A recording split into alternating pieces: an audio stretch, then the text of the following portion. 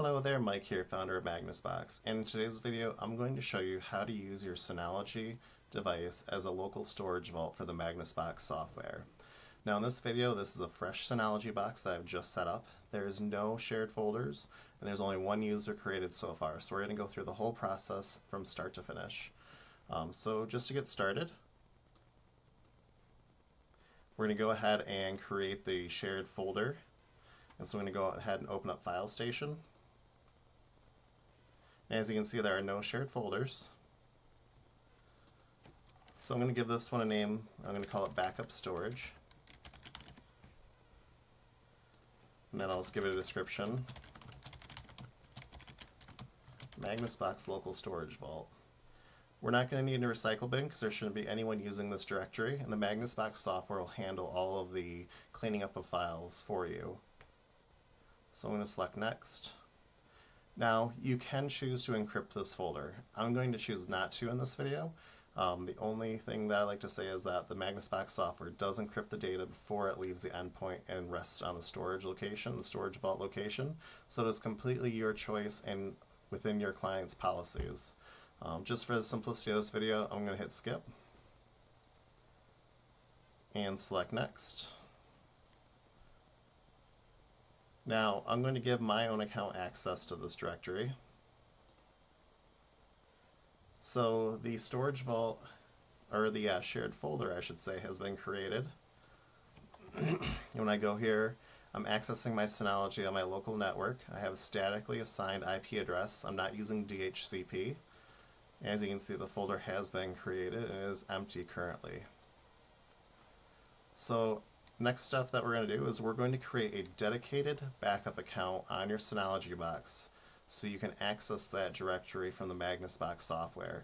I always encourage people to use a dedicated account with a complex password. That way you can use that on any device that needs to use the Magnus Box software. So we're going to go into Control Panel, Users and Groups. As you can see, I've just got my one account. I'm going to create a new account, and I'm going to call this one MB Backup. And then I'm just going to use a password. And don't worry, this account's getting destroyed after the video. Now the only thing I'm going to change is disallow the user to change account password. This shouldn't be a concern. And we'll just give this a name like Magnus Box Backup Account. I'm going to accept most of the default settings here.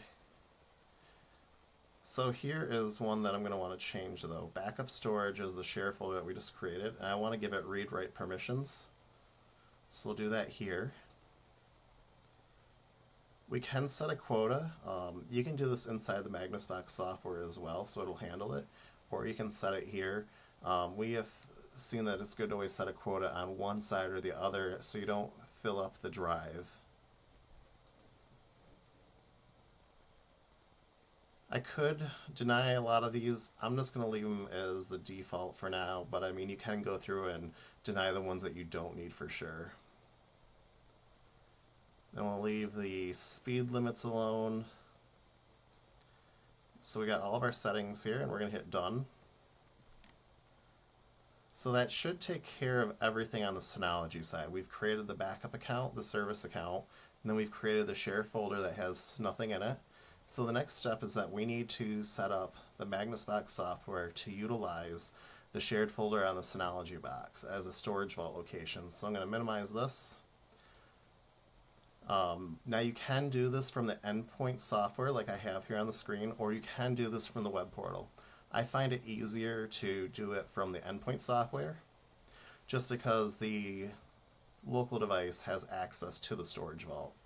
So once you're in the software and you've logged in, because normally this wouldn't just pop up, you're going to click the three dots in the upper right and you're going to click on Settings.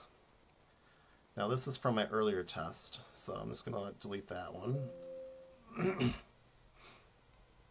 So from here you can see I only have two storage vaults, and they're both cloud ones. So I'm going to click the plus sign to add a new storage vault. We're going to click on Custom. And now we're going to give it a name, and we could just call this something like Synology Vault Local. You can give it any name you want as long as you know what it is. And then here you can set the retention. I'm going to keep it at the standard of 3 months, but you can change this because it is a local storage location. Hit next, and now we're going to choose a storage location. Lots of options here to pick from. What we're going to choose is we're going to choose the local path and hit OK. And now we're going to browse to the path, or we can type it in. I'm going to browse to it.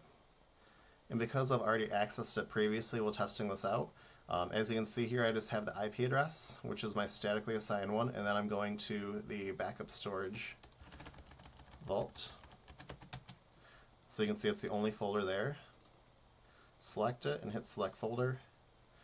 And now we need to pass network authentication. We need to pass credentials to it. So this is that service account or that backup account we created on the Synology side.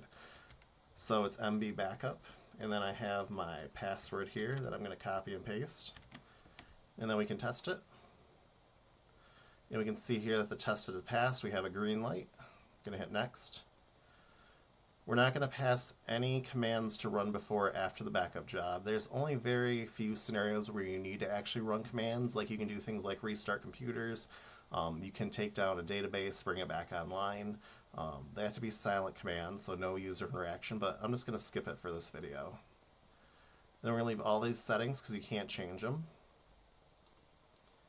And we should see our new storage location show up. And so we have our Synology Vault local, and it's uninitialized. So once you've created a new vault, it is uninitialized, it's not encrypted. Once you run the first backup to it, it will encrypt the vault and initialize it. So we're just going to hit OK here.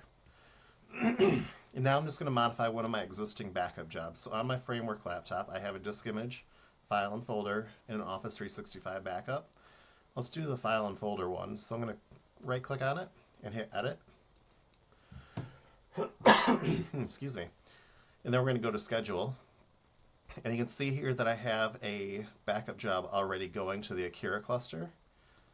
And that one's going daily at 8 o'clock at night. And so we're just going to leave that one alone. And we're going to say I want to have a cloud and a local backup. So we're going to hit the plus sign and give it a new name. And we're just going to call this daily to local Synology Vault.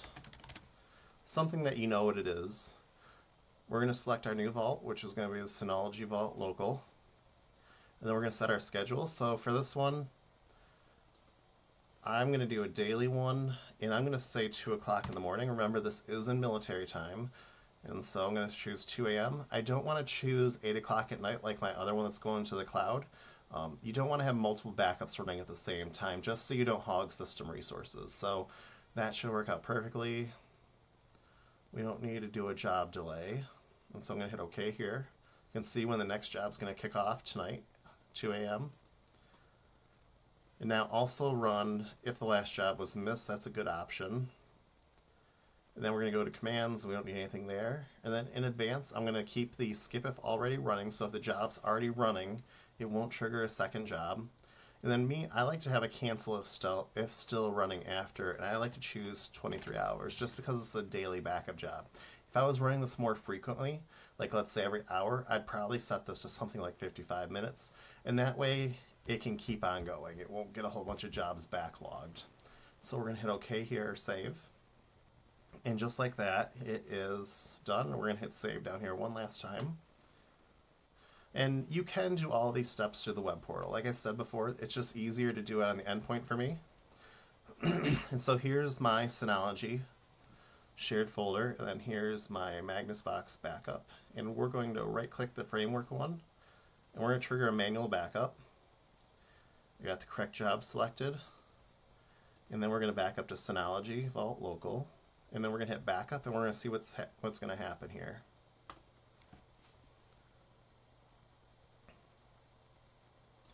And there we go. We can see that it's preparing the vault for first use, so it's encrypting the vault. And as you can see in real time, it has created the folder structure that's for the backup job.